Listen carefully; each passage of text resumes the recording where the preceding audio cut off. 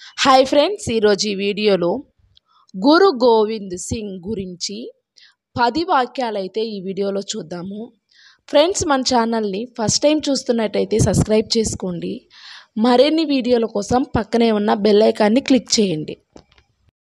మొదటిది, గురు గోవింద్ సింగ్ 1666 డిసెంబర్ 22న పాట్నాలో జన్మించాడు.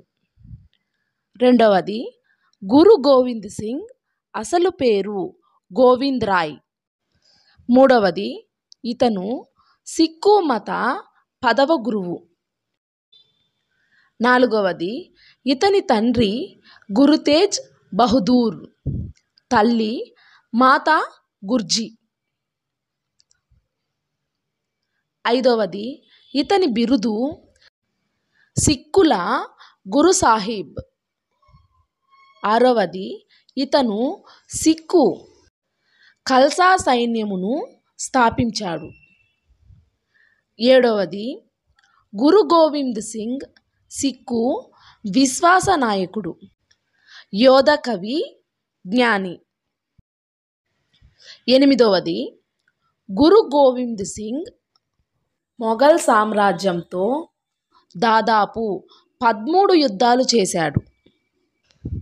తొమ్మిదవది, గురు తేజ్ బహదూర్ గారు సిక్కు మతం యొక్క 9వ గురువు, గురు గోవింద్ సింగ్ తండ్రి. 10వది, ఇతను 1675 నవంబర్ 11న సిక్కు మత గురువయ్యాడు.